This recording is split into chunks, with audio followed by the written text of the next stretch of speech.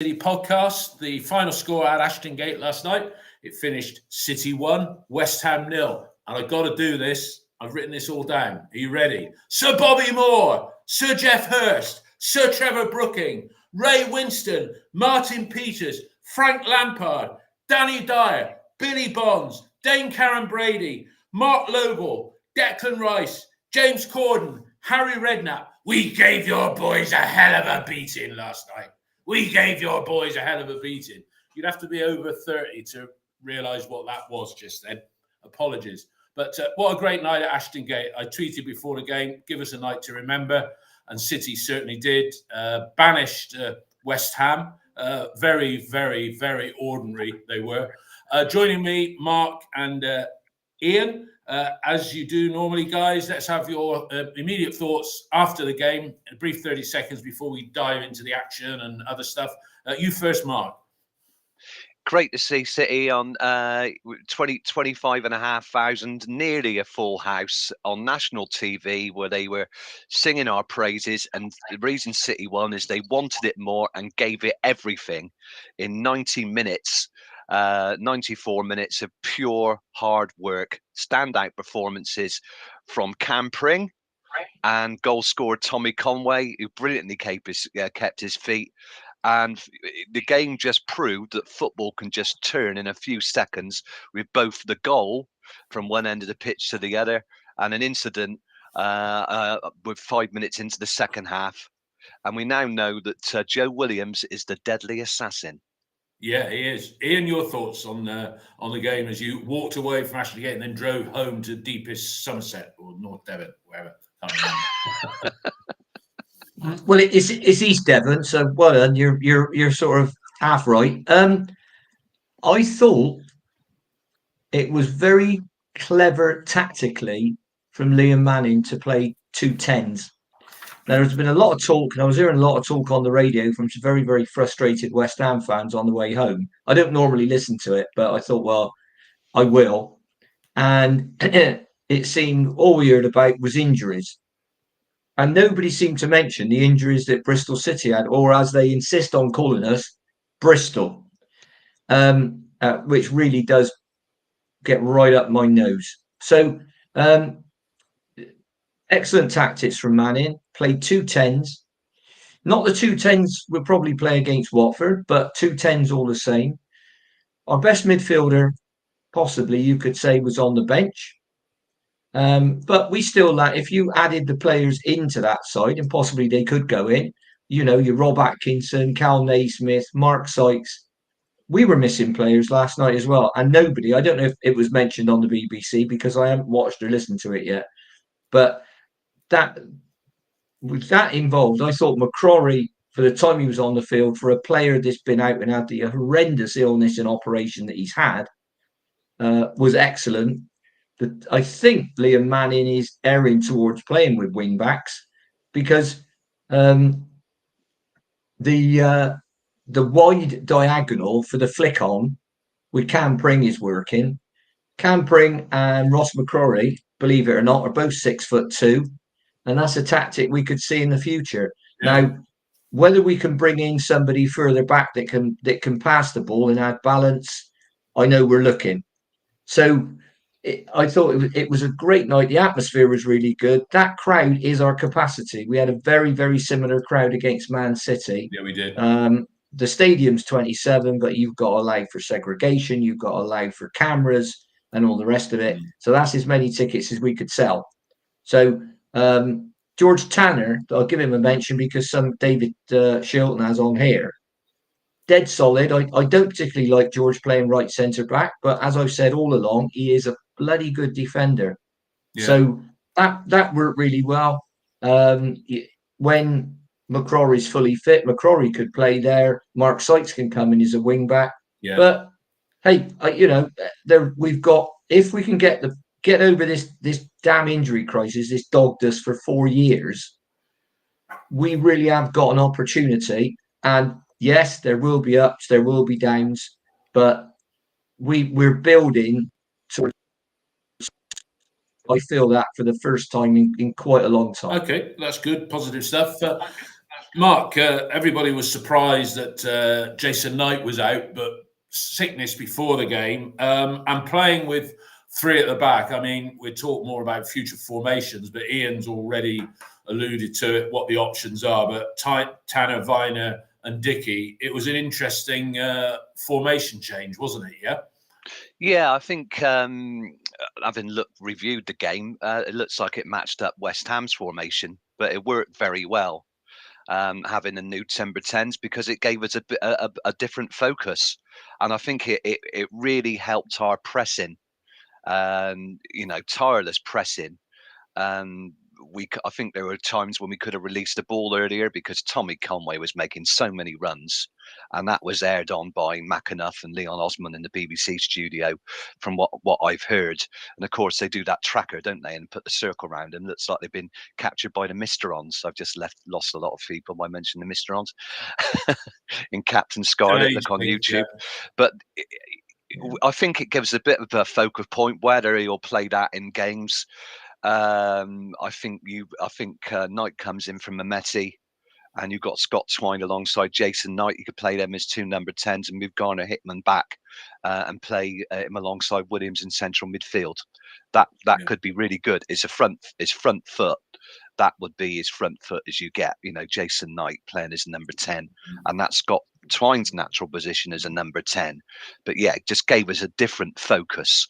And we saw Ross McCrory, a guy who's been out. I mean, he would have lost a lot of muscle tissue with this infection, probably. I don't know, but it would have made him so ill, and he'd had to build up his fitness and his muscle, and to come back probably maybe about 4 to 6 weeks sooner than was expected. It's great. Right.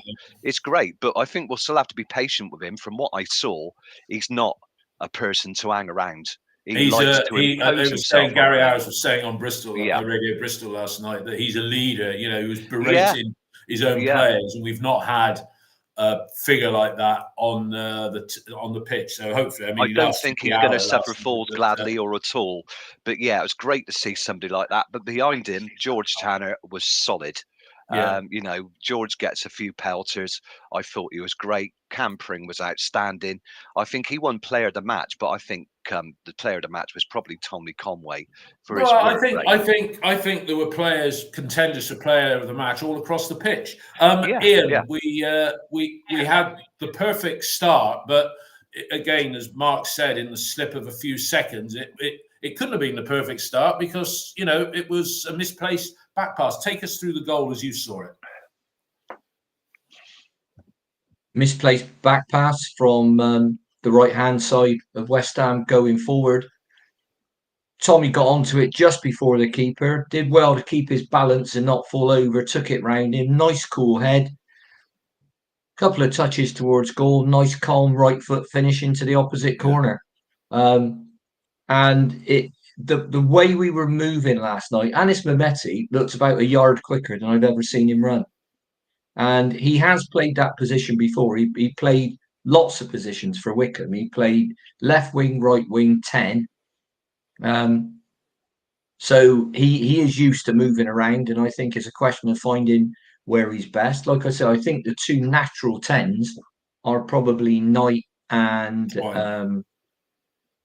Twine. However, we know that Jason Knight can play as an 8 as well. So what it does, it gives us options. And it opens up the opportunity to let some players go in the summer or in January if we need to.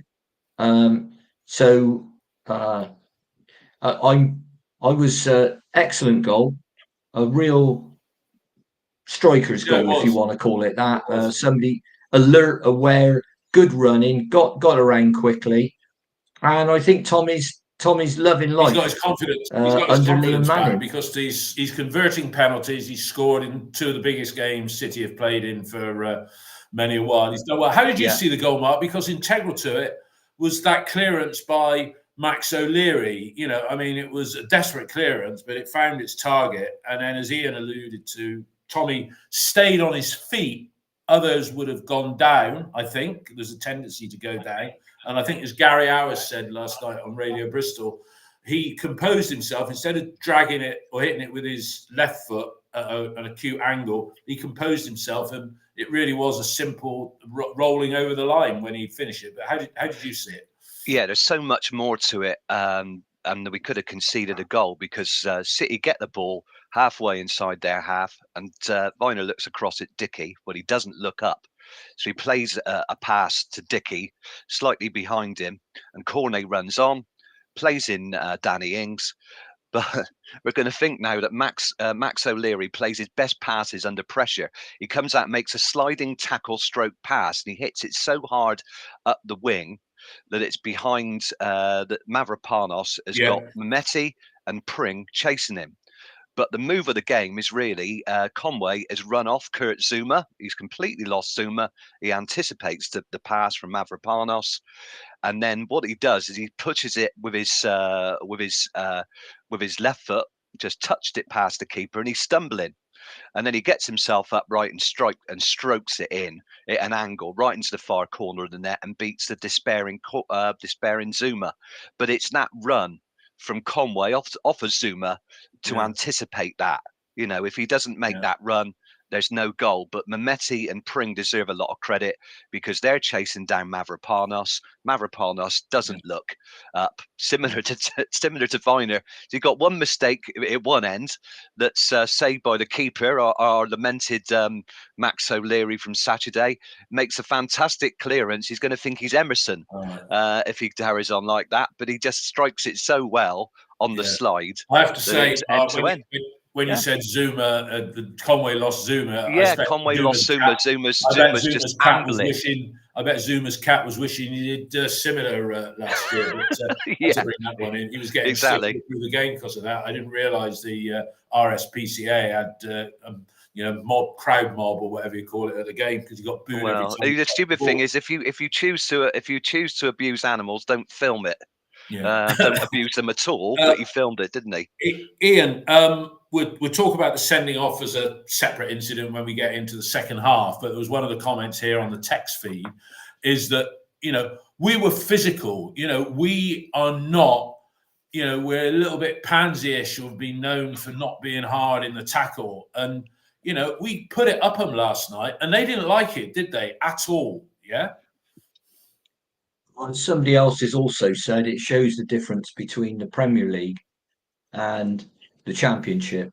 Because in the Premier League, you bump into somebody and they roll over 14 times, they might get a free kick. Although the referee, I thought, was excellent last night. He's obviously better at refereeing than he is at drawing lines. I thought he let the game flow. There were only 11 free kicks in the entire game. And I've noticed recently with City, we don't give away many free kicks because the referees have stopped giving absolutely everything. And I think it's taken a few of them a real while to get used to it. And some of them still aren't brilliant at it. But it has made the game better and more free flowing. So I was delighted with that. We are, as we know, I mean, if West Ham, they should get a videotape of the second half at Preston and then say if we're physical or not, because we looked anything but up there, didn't we? So it goes to show you can do it. One thing last night, before I forget, and it's a great time, and I don't want to be overly critical of anybody, but I thought Zach Viner's distribution last night was absolutely abysmal. And he defended well enough, but some of his playing out was terrible. Joe Williams got caught on the ball early on a couple of times, but then he grew into the game and got up to speed. Because with all this stuff about, weakened team, 25 million pound Ben Rama, 25 million pound England international Ward Prowse. What did Fornals cost them? Didn't they pay 30 odd million for Zouma as well? Yeah. So this, when you say, we've got our top players out, the 85-100 million pound, couple of them may be out, but we had players out who are every bit as valuable to us when fit and firing, and they have been for a while. I hear what you say there. If we're going to I don't see Cal Naismith getting back in that side, even if he was fit at the moment, to be honest. And that's a big question. Well, perhaps he gets in midfield to give a balance at the base. So you've got a lefty and a righty in there. Yeah, but then who do you leave? So, who do you leave out in that situation? Well, I'd leave Matty James out. Interesting. Yeah, you could play Taylor Garner. You play Taylor Garner Hickman alongside Williams. Because I think he's more. He's probably more of a holder, isn't he? But what I'm saying is, it gives you options. What in the past we haven't had options. I mean, look, when we played Cardiff, Nigel's last game, as it turned out, 12 players missing. Yeah. Well, we always said if the players come back, we have. I won't say it's a top 10 squad or whatever, but it's a decent squad when everybody's fit. But as you've said on numerous occasions, Ian, we're always likely to have 4 out at any one time, just because it's us. That's how it seems. Mark, I mean, West Ham. You need as you'd expect, West Ham a stronger squad come back into the game. Their corners look wicked. Max had a few nervous moments, didn't he? And his handling, you're thinking, oh no, Max. There was a couple that came in, and I'm thinking they're going to get one here. And they enjoyed a spell. Not for too long, but Max held firm, didn't he, in that latter stages of the first half? Yeah, they had a chance when Ings got the ball just outside the 18-yard box, and he was allowed to turn. And he struck it well, and it was just wide of Max's right post. But yeah, there were a couple of crosses that were overhit. One where he got his hands on the ball but sort of dropped it. I mean, it went behind on his left-hand side, and one on his right-hand side. But we were inviting a lot of pressure, probably up to 10 minutes before the end of the first half, when they were working us very hard down the left-hand side, and they had a few corners. There was a free kick from James Ward-Prowse, where, strangely enough, and I've seen this on the highlights, Mavropanos just pulls out of challenge with Max O'Leary. All he's got to do is, if he just puts his knee in there, just gets a touch, because it's just got such a good whip, curled in from left to right. All he's got to do is take the pace off the ball, and it's in the back of the net. But he pulled out of it. He just stops because O'Leary's coming towards him, not with his fists or anything. He just stands up. So, that was bad from West Ham's point of view. I think Cornet got had his back to goal as well, and he turned from about 4 yards and just swept it wide. But yeah, there was a lot of pressure coming at the end of the first half, and we had to stand firm. We did stand firm. But saying that, Ian, they had that pressure up until, I'll say, the 45th minute, the 44th minute, but then there was 2 minutes, I think, of time added on, or was it one? We forced 2 corners in that stage, Ian, didn't we? And, we might have got a second just before the break. I mean, we weren't sitting on our laurels, were we, at that point? No, and I think that is a feature of Manning ball, that when sides try and put us under pressure, I thought we could have played out a little bit more calmly, but hopefully the players will pick that up with time. So you pick it up, you've got the time to pick it up and learn. But the team, I said earlier on the text comments, that team looked coached and organised and managed. It was a little bit like, I made the same comment about Ipswich when we played them, and strangely enough, their manager is actually younger. He's one of the 3 younger managers than Liam Manning in the Championship, only by a year, to be fair. So I was pleased with how we were, and I didn't think we'd buckle. Did I think West Ham might get an equaliser when they were? Ward-Prowse has got fantastic delivery on set pieces, and they put us under a lot of pressure. But we defended bravely, and we defended with a lot of skill. And I was really pleased with Bobby that. Lost and Found on the text feed here said, when we slipped or fluffed, we refocused immediately. And that was the thing I tweeted at half time. It was unforced errors by us, where they were misplaced passes. But we refocused, and I thought we were hunting in packs as well. Whenever we lost the ball, we gave West Ham a lot to think about. Mark, Ian was commenting about Anis Mehmeti. He looked a yard quicker. Again, not being critical, and he did some good stuff last night, but quite a lot of stuff broke down again because he seems to get easily knocked off the ball. don't get me wrong, he did some good stuff last night. It was a good game from him, but I was frustrated a few times when he just didn't have that physicality to retain possession. Am I being unfair with that comment?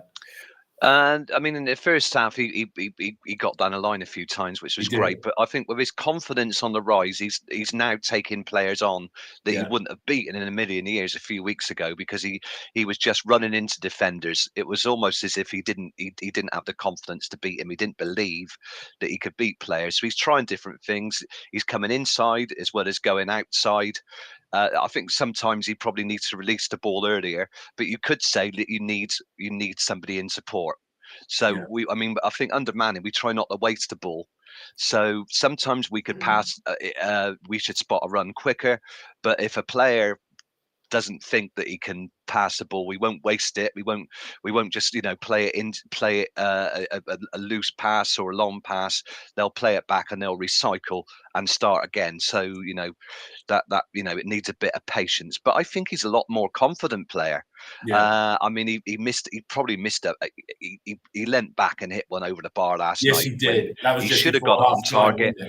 But the Yeah. one at the end of the first half, he works it well. He works the ball well, because he was playing. He was playing across behind Conway. So he was playing left to right in that number 10 role and got a good shot. That gained the corner right at the end of the half. So I think he faded a bit in the second half, which is why he was taken off. But I think he's a much better player. He's definitely if he can continue player. this form, there's a player in there. Maybe not to start though. Now that we bought Scott Twine, I think maybe you see him start ahead of Mehmeti. And he's got a manager that believes in him as well, because the rumours were exactly. I mean, he could have been. I completely wrote him off because he lacked confidence, he lacked ability, and he's beginning to find both of those. But time will tell. Right. But the report is it's a lot better. Okay, so going in at half time, we're all over the moon at being 1-0 up. And then Ian, the flashpoint coming very early in the second half, 51 minutes. I mean, Joe was putting himself about. How did you see the incident? It was the opposite side of the pitch to you. I was just, 30 yards inside our half. So it was just some distance away from me, but he looked in trouble as soon as that foot went up, didn't he? Well, I've watched that back. I watched it in the supporters bar after the game yesterday, and it was a blatant red card. Williams went in and I think deserved a booking for the tackle. There was a tackle before that had the referee blown up. The Williams tackle wouldn't have come about. So it just goes to show how things, as Mark said earlier, can change in an instant. So Joe's gone in. Joe's Joe, and he's gone in for that tackle. I think he's caught the lad more with his follow through, but anyway, it's a booking. So it looked to me like Joe bent over to try and pick him up or something like that. The next minute, Ben Rammers give him the old double-footed drop kick in the chest, and there was no way he was going to get away with that.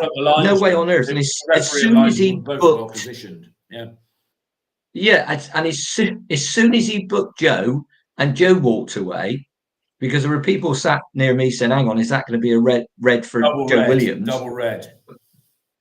Yeah, and I saw and then all of a sudden, you can't see the card from over there, and then I saw our crowd explode.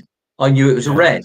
Well, he put a yellow card. He put the yellow card away, and it was almost as if that was the bit that I was watching, because he put the yellow card away. It's normally the back pocket for the red card. If they go to their back pocket, with his hand and brought it out. You're in a lot of trouble. And it was a clear red. Did that help us? Of course it did. Yeah. Most of we need all the help we can get. Most of their threat was coming down that side as well, really, wasn't it? Certainly in the first half. Well, think about it. The side that we beat are sixth in the Premier League. Although I heard West Ham fans last night screaming for Moyes' head, they're a European champion. Yeah. And we beat them, Bristol City. So let's give ourselves a big pat on the back and a lot of credit. And I know, Manning wanted to talk, when he was being interviewed, wanted to talk about the Watford game. So that's his focus. That's Yeah. his right. Yeah, we've done that. That's brilliant. Right. Now we got something else to get on with now. So I hope that we get it right and we beat them, because we don't want this after the Lord Mayor's show again. Well, I and don't we think know we that will. is so typical Bristol City. But we talk about Yeah. Watford and looking forward to the games that are coming up in a very busy spell in a moment. Mark, there was a sending off, but it was starting to get a bit tasty out there, and there've been a few comments that Taylor Gardner-Hickman was. I've seen an image where his arm is up. How did you see that? And obviously, add any comments you've got about the sending off as well. Yeah, just a quick one on the sending off. Should have been a free kick for a foul on Tanner. I think it was with Cresswell. Goes down. Williams, hard tackle on Ben Rahman. Ben Rahman's on his back and sticks his both feet up, pushes away like that, and his right foot goes up into Joe Williams' chest. Williams buys it. He goes down. He didn't. It wasn't enough power to send him on his back, but why not go down? Yeah. Definite sending off. Hickman won. He's wrestling with Cresswell in the left back position, and sort of pushes him in his chest, and it carries on. And Hickman's hand comes up, catches Gardner-Hickman's hand catches Cresswell, his right hand, in the back of the head. Now, if that had gone to VAR in the Premier League, he would have been sent off. But the referee didn't see it, or the assistant referee didn't see it. So I think we were quite lucky with that one, because really it was it's a time for cool heads. Because so he was booked, so they can't take retrospective action because the referee acted at the time. Yeah. It was interesting that the referee was on the line to somebody before the Ben Rama sending off, whether it was his officials, but he was still. It was be his assistant. Was it officials, Mark, you're thinking, when he was talking then? Because he could have walked to his official. Because... Yeah, I didn't know Gardner-Hickman was booked, but they were wrestling, and Gardner-Hickman, really, you need cool heads after a sending off. You don't want your players to get involved in any spats, because the opposing team, the victims, usually try and rile you up and try and do something. Yeah. They try and get you back. Every foul is greeted with a chorus of screams, isn't it? Send him off for anything similar. So just keep a cool head. He was a bit silly, Gardner-Hickman. He didn't need to do that, and in the Premier League he would have gone. So we did get away with one there. But there you go. That's life, isn't it? Two players for City booked last night: Joe Williams and Taylor Gardner-Hickman. I've just checked. So there you go. Yeah, he didn't need to do it. And I don't think if he'd have punched him, they were having a tussle, and his hand went up round his head. It wasn't a deliberate. Well, there was an incident off the ball. It was an ongoing thing. They were. I'll tell you what would have happened. This is what happens in the Premier League. The referee might have thought, well, it doesn't deserve anything. Then the VAR official would have said, I think you need to look at the pitch side monitor, which changes the referee's mind. So he sees it in slow motion, and then he thinks, was I wrong? If I get this wrong, PGMOL might not give me another game or something, and he changes his mind. So, I think the thing is that not the final altercation with the raised hand, but there was a lot of shoving and pushing. It was right in front of the linesman on the Lansdowne side, and if he'd have thought there was much in it, he'd have flagged. But like all the officials did, they let the game flow. And as a number of people have said who are used to watching Premier League football, how nice it is to see a game without VAR. Okay, Ian. West Ham were going to have their moment, and Max lived up to the moment. He was criticised on Saturday against Preston, but I haven't seen the replay. I'm going to watch the whole programme that BBC put out, because I understand Jonathan Pearce. It was an encyclopedic knowledge of Bristol City came to the fore, going back over the 50 plus years that he's been supporting. But the save. It was a worldie. If any Premiership goalkeeper had done it, you'd have seen that many times. He looked a bit dodgy in the first half, but that was a top draw save and a good strike from Souček, wasn't it? Yes, and if you can honestly sit there and tell me that Fabianski is a lot better than O'Leary, then we can have a debate. And I don't know what West Ham paid for Fabianski. They might have picked him up on a free, for all I know, but I don't know. But look, we know with Max, he's not the biggest keeper physically, so he's not one of these 6'5" guys that dominates his box. But he's a very good reactive goalkeeper, and he's pulled us out of it more than he's dropped us in it this season. So and what you've got to look at with defending, people say, oh, the keeper shouldn't have been out there and he shouldn't have done this. Right. Why was the keeper out there? Because on Saturday, the right back headed the ball backwards and inside, and they're told never to do that. Right. But he didn't do it deliberately. It was just the challenge that went in on him. He couldn't get a clean header. Dickey lost his man. Right. So the lad, Will Keane, ran off Rob Dickey. Dickey didn't make the run because he thought Max had the ball. And Max didn't have the ball. So that was a collective defensive disaster. And the second goal wasn't a lot better either. So I expect Liam Manning's had the videos out and said, right, this is what you should have done. Don't do that other bit again. But you're going to get that, and we're still going to get it. So I'm not saying, look, because we beat West Ham, and somebody, BCFC Skidmark is pointing out on here, they're in the last 16 of the Europa League, not the Europa Conference. No. So this season. And so look, let's be fair. If they'd have had Bowen, and Paquetá, and I think there's another player. Yeah, but Antonio. David Fiorante. Yeah, you're right. It's nice, you isn't it? But look at the injuries and the players away that Tottenham have got. Right?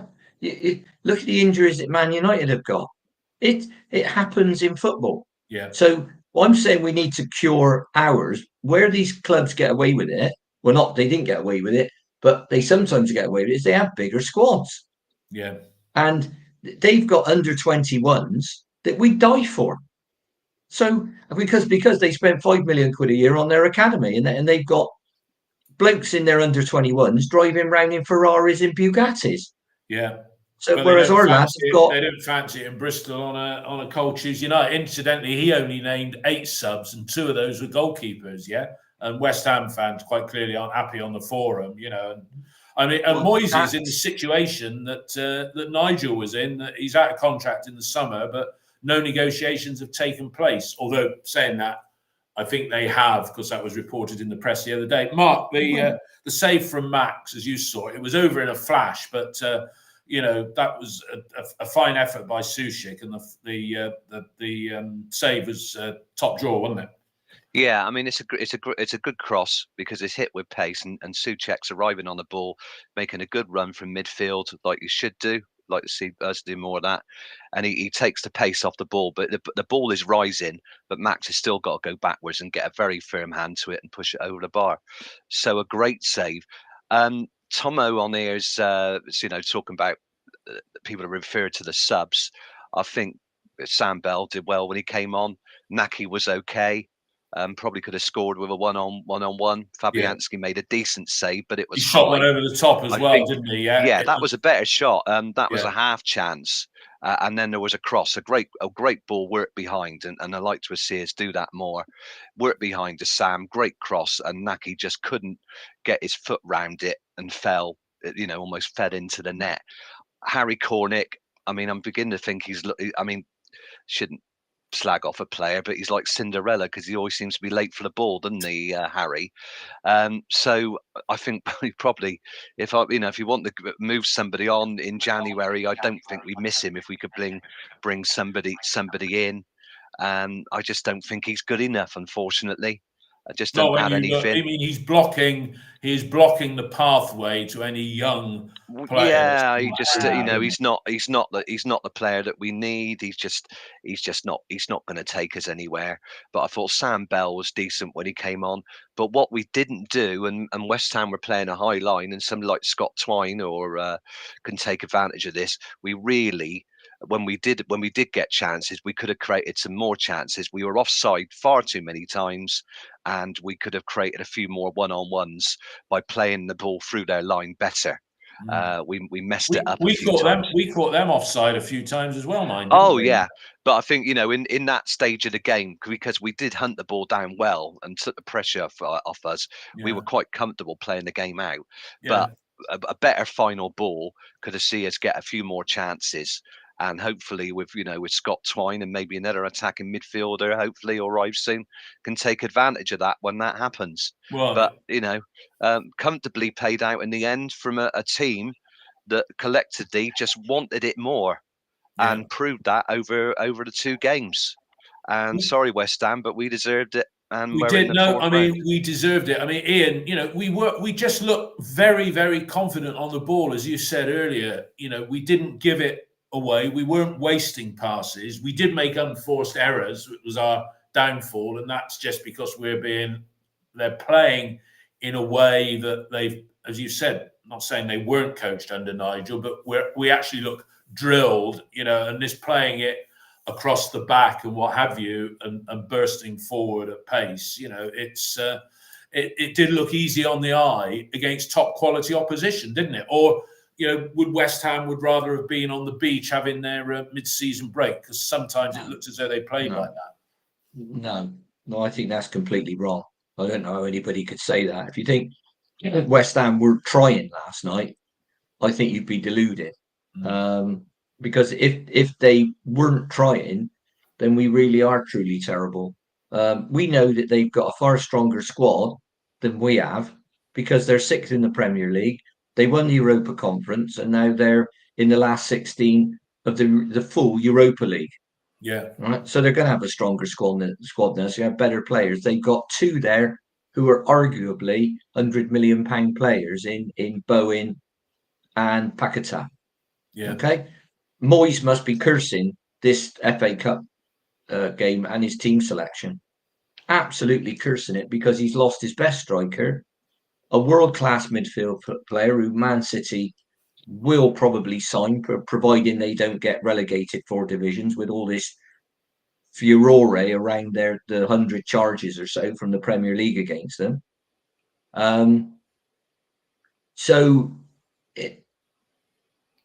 They've got a terrific squad. And I mean, if they want to get rid of Moyes after what he's done, I don't know what they expect to achieve. I honestly don't. But I mean, that's one for West Ham. I'm not going to tell them about their club because I hate it when people from somewhere else call us Bristol and start talking about our club.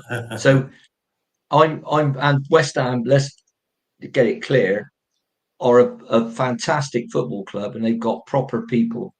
They're a lot like City. I mean, we're obviously smaller, but smaller ground as well. So, but that they're a proper club. But you just need to be a bit. I always remember the Newcastle fans when Bobby Robson was there and they were 5th in the Premier League and they thought that wasn't good enough. Yeah. And then within a couple of seasons they've been relegated. Well, look what happened to Charlton Athletic many years ago with Kirbishley and Steve Britt. Yeah. Yeah.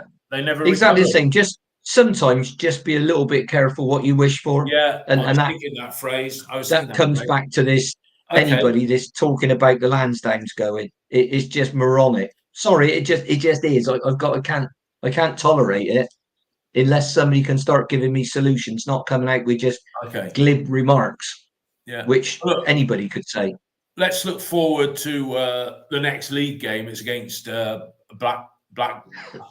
against Watford, and I think Ross Edwards has said City can't do it against lesser sides, and we're better. And Skidmark has said we're better against better opposition. Watford, they're a team. They got a win at the weekend. We gubbed them on Boxing Day very convincingly, but they're a side that they are a more attacking side than either Birmingham, Preston, or Millwall. They've got those players, so it promises to be a good game on Saturday, doesn't it? Yeah, but we do need those 3 points to stay in touch with the playoffs. Yeah, I think can City play with that intensity again? Can they create a few more clear-cut chances? And I think I mean, last night we only had 43% possession, which was quite interesting, especially after they went down to 10 men. I think we still play better when other teams dominate possession or have more possession than we do, because we can spring them on the break. But I think with Scott Twine coming in and he will start. That there'll be a bigger expectation on the players, so they're going to have to meet that. But I think Ian was mentioning this to me last night. City do need to score an early goal. I think they definitely need to score in the first half, because it's quite noticeable about Ashton Gate how quiet it gets, and even at the end of that first half, with not a lot going on. There's like silence at times. No, you're right. I think people were just sort of. It's just so strange. Yeah, I thought that as well, Mark. I thought that and it as can well. it can feed through to the players. I mean, the thing is, you know, we're a bit passive because there's no success to you know, fans will say, well, players need to whip the crowd up. Sometimes an individual player will do that.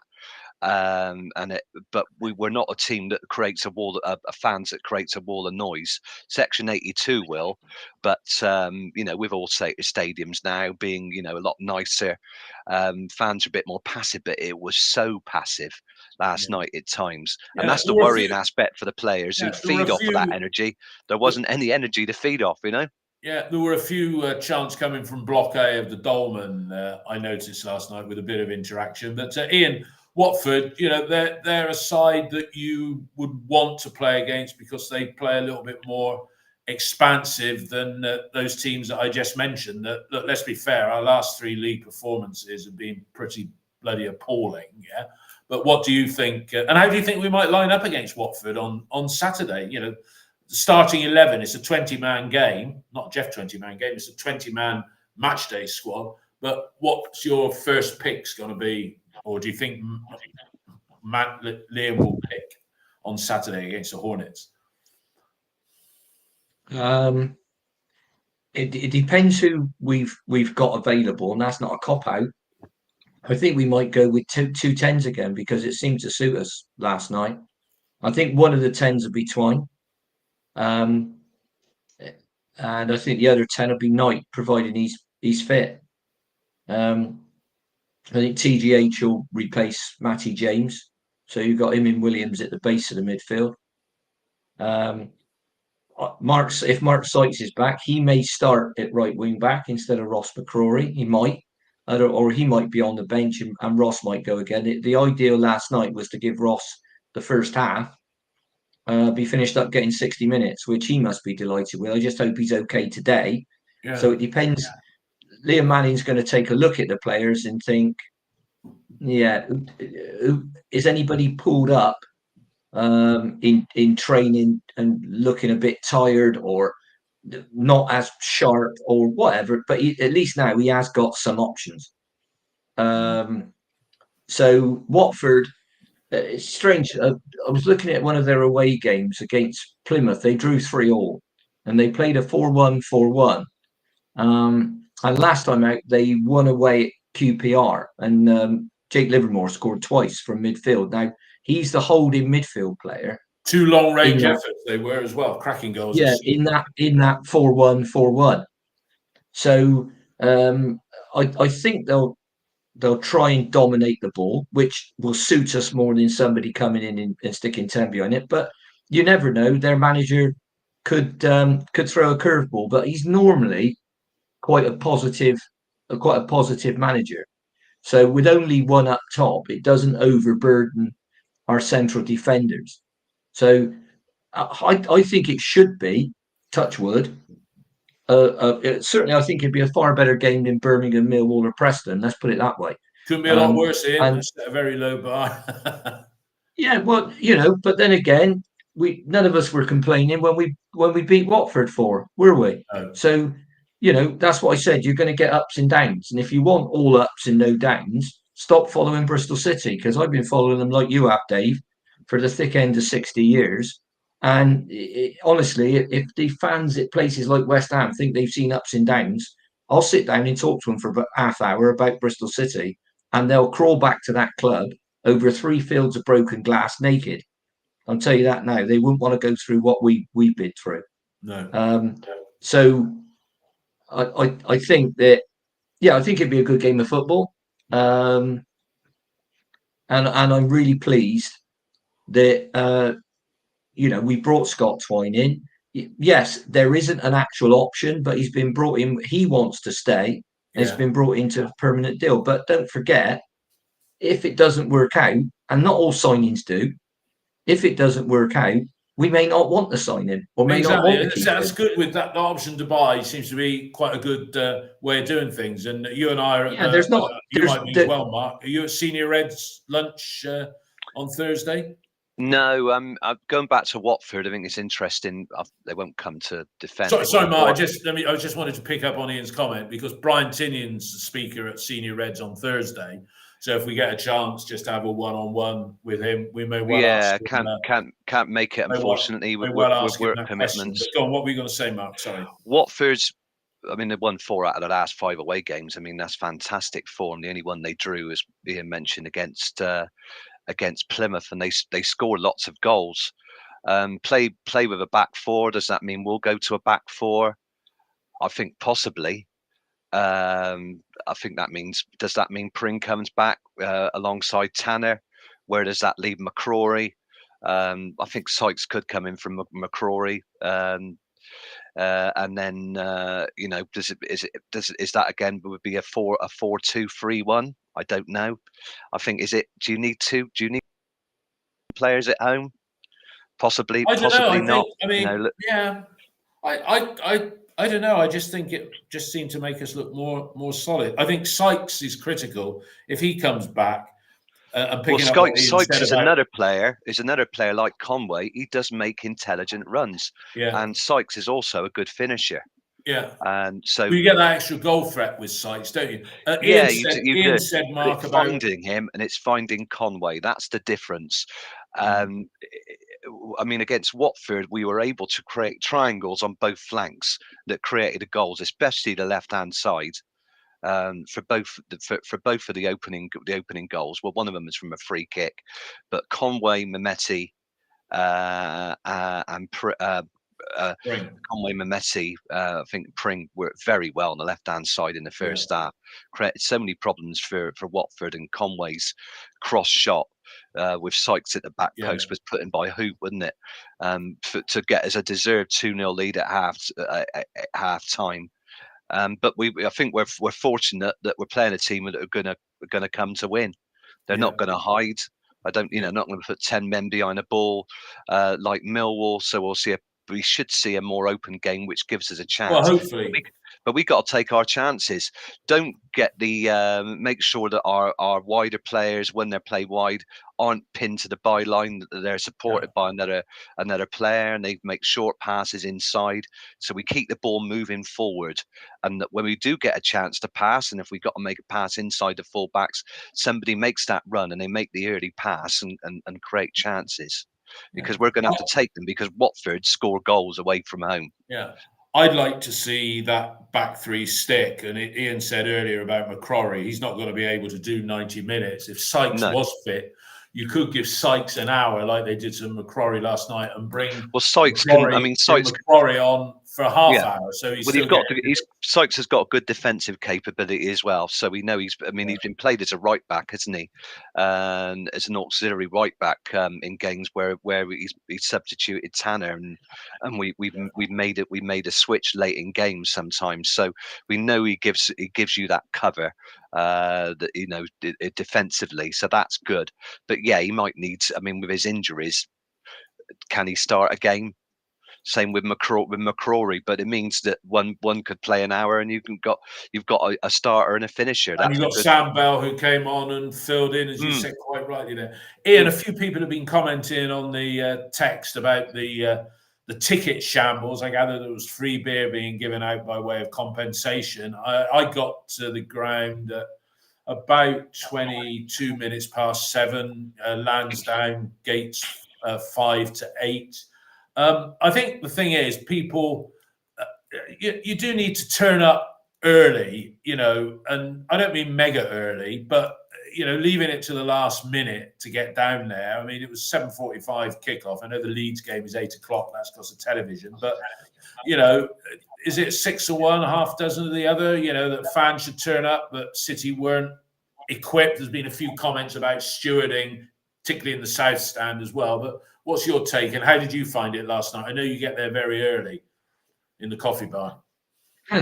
Yeah, but I didn't go into the ground very early. My take on it was there were big queues in the same way there were for the Man City game, and I think some of that is down to printed tickets. If they'd have been uploaded to people's phones, The same as, for example, I went, as you know, I went to West Ham, yeah, and my ticket uploaded directly to my Google Wallet. So if they'd have done that, and I don't know why they didn't, it could be something to do with our provider or technology. Probably is, because that'd been the simplest way to do it. Not everybody has got a smartphone still, and not everybody has got access to printing. So sometimes that creates a difference. Now, I suppose it took me, I left a coffee shop, took me about 10, 15 minutes to queue up and get in the ground. And it was I wouldn't call it shambolic, but it didn't seem brilliantly organized. You know, when you queue at an airport, they put all these uh, barriers up. So you've got to walk a Lanes, certain yeah. way. You can't, yeah. And they create lanes.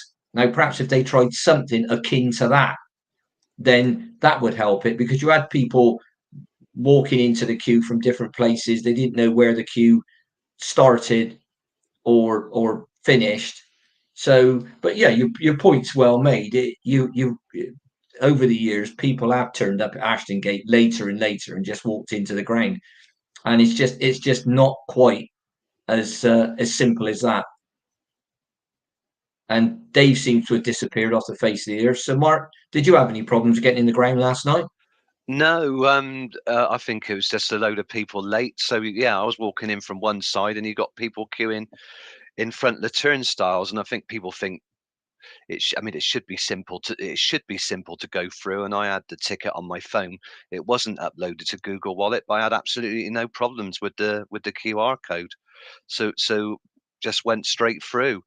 But I think it would be much easier. I mean, I can remember when we went to Man City in 2018. It's like you had two areas, wouldn't it? You had like an outer turnstile and then an inner one, because I think they did a bag search, didn't they? At that time was a bit different. But I think, yeah, if you had some sort of lanes, would need just a little bit of stewarding organisation. They could have got round that. It's quite a narrow strip, isn't it? Where the cut is, and you've got the pop-up You've got bars. you've got the car park, and You've got a few car parks, so it's quite a narrow area in front of the Lansdowne stand yeah, but as you're there's a lot coming of in. yeah. Well, I go in front of the south stand, and Mm. it's exactly the same, because you've got the car park and you've got that bit there, and I walk round to the dolmen. But just a quick one on here: BCFC Skidmark, is Pring off to Rangers? No, that's bogus. And I read something by Carlton Palmer, who said that Rangers are his idea was a £2 million deal. Well, they need to get better pundits, because he's daft as a brush if he thinks you could pick Cam Pring up for £2 million. There was a rumour last year West Ham were watching him. That is true, but West Ham lost interest when Cam lost a bit of form. That's the information. That's the information that I've got, and that's from the West Ham end. So Cam's not going anywhere. I think he's under contract to 2026.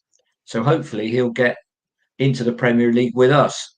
Let's have a nice, cheerful one. Mark, looking at the game last night, if you were Liam Manning, how pleased would you be or not with certain aspects of the game? I mean, look at the defence, look at the midfield, look at the attack. Where do you think we need to improve? And Dave's back. Yeah, it don't happen there, but at least you guys kept going, so that's good. That's good. That yeah, no problem. Collectively, the defending's good. I think the problem we got is that when we win the ball well, just behind midfield and in the central areas, but we give it away. I mean, you're playing against better players, so you get a second less probably on the ball than you would normally. We lose the ball too easily, so that thought process has got to be quicker. Somebody needs to make the run, and they were making runs. You need to release the ball quicker to a player. Keep the ball moving, as Liverpool used to say.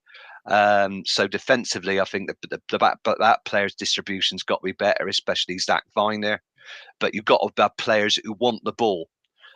So when a player's looking up, there needs to be somebody close by. You don't want to play too long a pass. You want safe passes or players to move into a space where the ball's going to be. So a bit of player intelligence. Just need to be a little bit more intelligent, and we need to sometimes release the ball quicker when players like Conway are making runs off slow centre backs. Really good running, and to get them in, because you don't have to play the ball wide all the time. You can play the ball central if you can release the pass quicker. And I think our players were finding space last night. Is that sometimes they run into a bit of a cul-de-sac. Their thought process isn't enough to make that quick pass, and then it slows down. The defense resets, and when you're playing against a team that are sitting in, and it makes it that much harder. What I like to see, and I like to see more against the 10 men, Rob Dickey's prepared to make that run into space, to make that barnstorming run. But when he does, somebody needs to move ahead of him.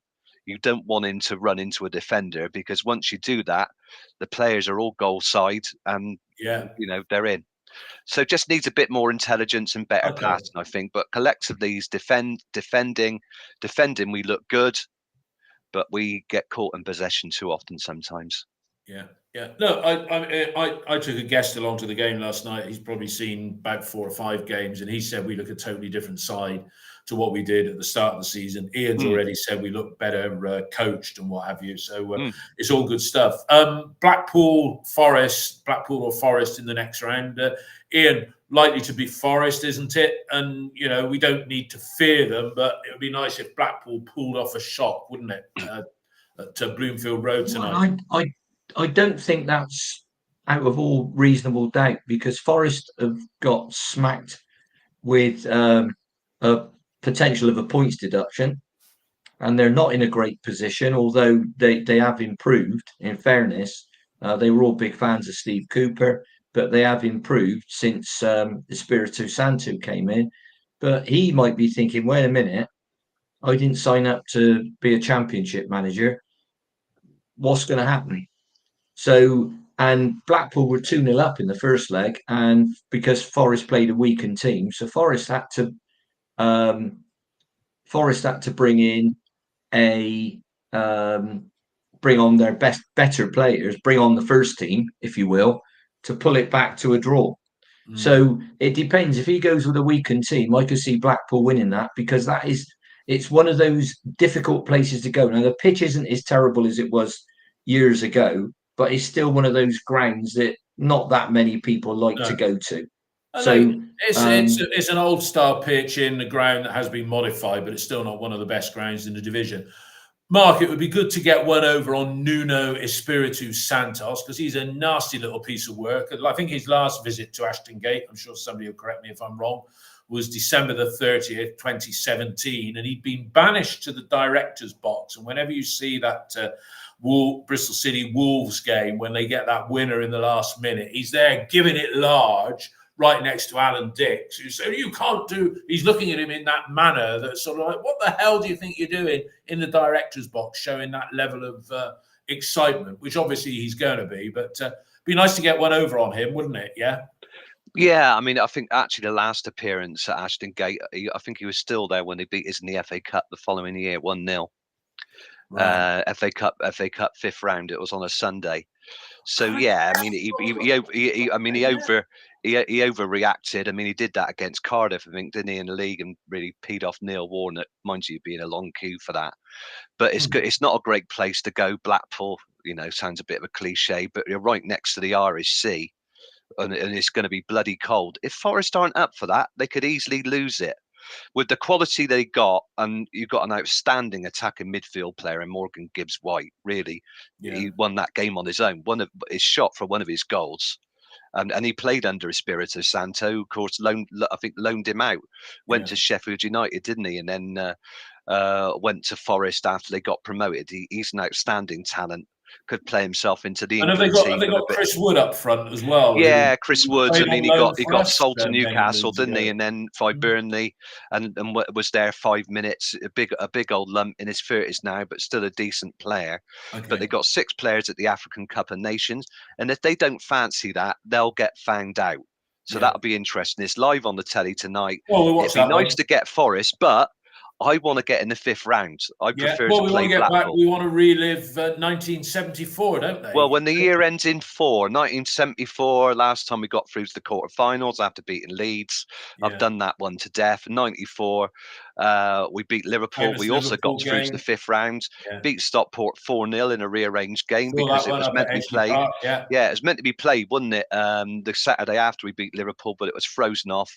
Yeah. And then Wayne Allison got a hat trick in a rearranged game against Danny Bergara's direct team.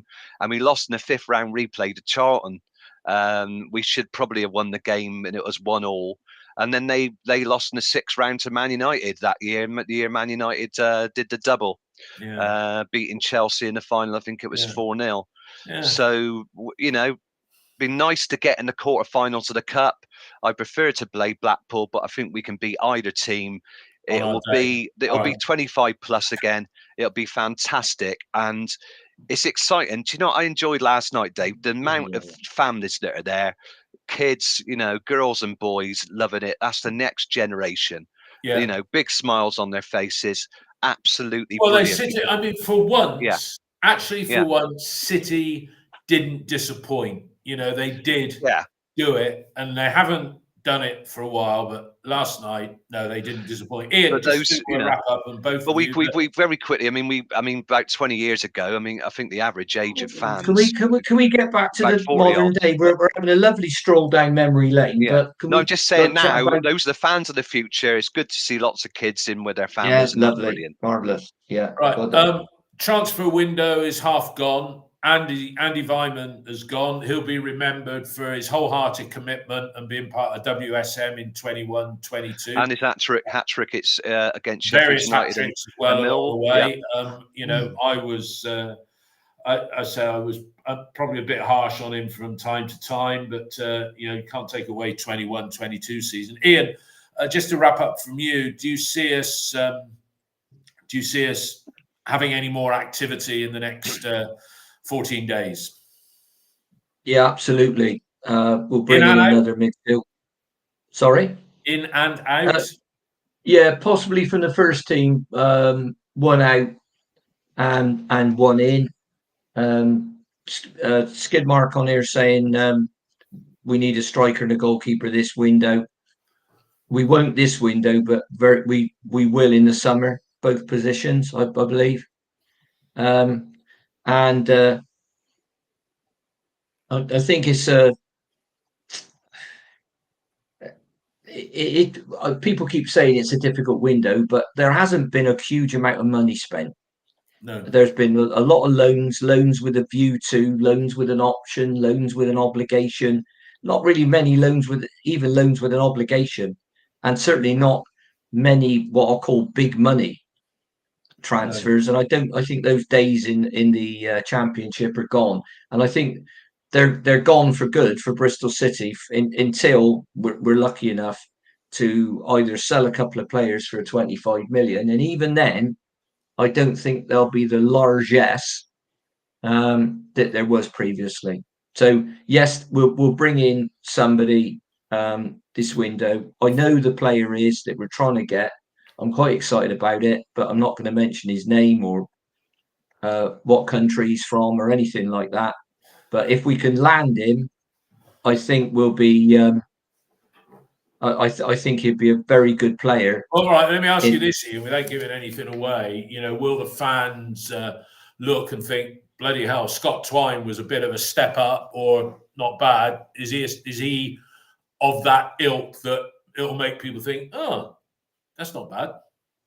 I think it'd be an exciting signing. Yeah. It's not going to be. I wouldn't say the guy's incredibly well known, but his stats are very good, and he fits. You've got what you've got to look at with our team is the profile of the players we're trying to sign, and I don't see us going away from that very much. So, for example, if we were looking for a centre forward, and we will in the summer, it won't be. It won't be somebody that I describe I've described before as a head on a stick that's in their 30s. No, That's not what we're looking for. We're looking for somebody in their early 20s who's going to have a sell-on value potentially. So I don't see us signing, with great respect to him, signing many more players like Harry Cornick, who are closer to the end of their career than the beginning. Yeah, and he didn't sign him, as Tomo said earlier on the text feed. I mean, what Manning does like apparently, and Tomo does spend time at the HPC on certain duties.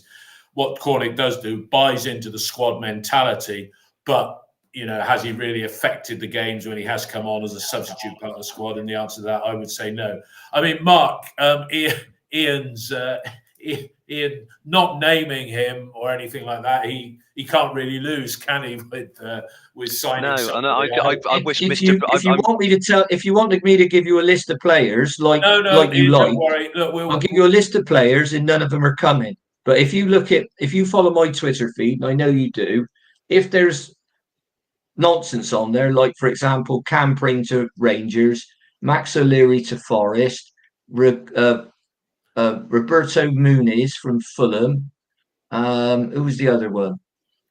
It's all planned. Chris Martin. As I said to you before, I'll give you a list of players as long as you aren't. None of them are coming. None of them are coming. No. So I mean, I can list players all day. And what I say to people, if you don't want to listen to it, don't follow me on Twitter and don't listen. Exactly. So that's easy, isn't it? Yeah. Somebody said Pritchard out of contract in the summer at Sunderland, but he's probably a bit too old, small even for us. Mark, just player, but he's a bit older. Yeah, a bit older as well. He's about 28, maybe. I don't know. Mark, Andy's gone. Do you see James going in the summer as well? Andy King probably now. And is Joe doing enough to earn a new contract? Because we're seeing the best of Joe Williams, aren't we? We're seeing the player that we thought we'd signed 3.5 years ago. Yeah, I think with Joe, it's all about fitness. If he can stay fit and keep up those levels, he definitely gets a new contract. I think other clubs will be looking at him. Looking at him now because he would be available if they don't make him an offer soon. I think the only thing he's got to watch now is that he will be a marked man because of those tackles and the immediate attention they got. He's got to be quite measured in the way that he's making his tackles now. But he's so much better and he's playing a lot of games. It's whether he can keep that consistency. In 3 games a week that we're getting, because they're coming like meteors flying now. The games are flying in. Can he keep up that level? Because that's what he'll need from Manning. High intensity, high press, high energy, and that's the players that that Liam Manning wants. So he's got to sign up for that. So yeah, maybe James does go, but I think he'd be a very good squad player. Maybe James can do next season what King has done this season. James does a job. He can pass the ball. He can mix it. He can mix it up. He's not getting younger, but I think he's worth another year, definitely. Will these players want to sign for us? That's the point. We've got 1 point from the last 3 league games. Ian, how many points? You study statistics more than I do. Looking at the league table, there's 19 games to go. What points total would you say is going to get 6th place this season? Is it going to be a low 69 or a 74? I think it'd be somewhere. If I was spread betting, I'd go somewhere between 73 and 76.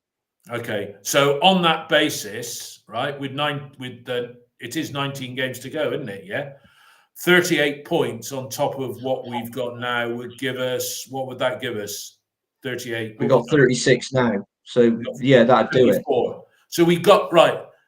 Assuming we get a couple more in, one more in, because we've got Twine. Assuming we get one more in, and we don't suffer any more injuries to key players, yeah.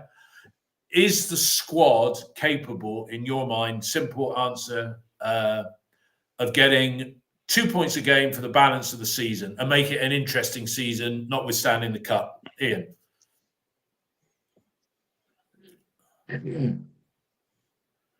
you can't answer a question yes or no without caveating it. So my Right. caveats would be, if we can clear up the injuries and not get too many Yeah, I more said injuries. that. Suspensions is the other one that we've got to avoid. Yeah. If we get this addition, and the deal's not done yet, which is one reason why I'm not releasing any names, because that's just not, that betraying a confidence. But I actually think that, yes, we have, with the extra couple of players. I'd agree with Liam Manning to an extent that you don't need more strikers if you've got players that can provide the right service. Yeah. And that's what we need. We need that service and to keep the players fit. If we do that, I think we've got every chance of finishing sixth. If you want to call it stars, if those stars all align. Okay. Yeah. Okay, that's fine. Mark, I said prior to last night, I said, I said this month will decide our season. And if you look at the games that are coming up, Watford home, and then it's Swansea away, Coventry, Swansea at Watford home, Coventry away after the cup game, and then Leeds at home. Yeah, that's three fairly tough games coming up. And, that's 6 points in those three games to maintain that 2 points a game that we're looking for. Whereas if we only draw 2 and lose 1, season's over and we've got the cup to think about, haven't we? Yeah. But do you think we're capable? And Ian does, with the caveats that he's just put in there. Yeah, if we take our chances, I think we got a chance. We got a good defensive record. I think, because both teams who occupy the top 2 positions, Leicester and Ipswich, are currently getting more than 2 points a game. That means it's likely on the current points that sixth place could be maybe 70 points. So a very low bar. Normally it's 70 to 72 to 75.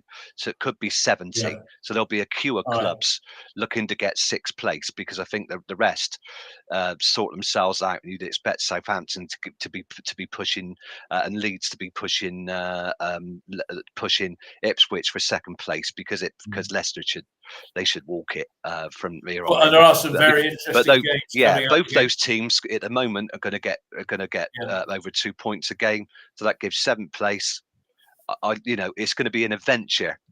Yeah. Of course, going further in the cup creates more problems, because you'll seek squad rotation, because it's good. More games means more problems, possible injuries, possible suspensions. We'll have to see how that affects us. But we've got players coming back, and it'd be brilliant. Hal Naismith, Rob Atkinson, There's a platform for momentum on the back of the FA Cup. But as Tomo's just pointed out here, the 12 league games that Liam's had in charge, or is it 11? But it's 1.25 points per game.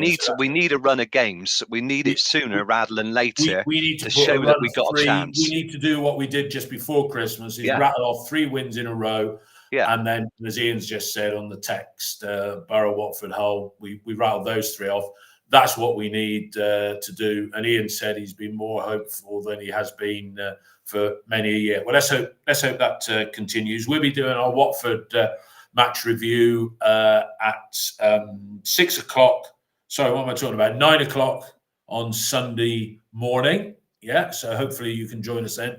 Thanks for everybody that has watched. And I dipped out in the middle. I had a little bit of a technical problem here, but it meant that the show carried on with Ian and Mark for a few moments. Let's go on, David. For that. And everybody have a good rest of week, and let's see who we're going to get in the 4th round as a result of the replay that I'll keep half an eye on TV tonight. Thanks a lot, everybody. Have a good week. All the best. Thank you. Cheers. Yeah, thanks, everybody. Thanks, everybody. Bye-bye. Take care. Bye-bye. Bye. Everyone.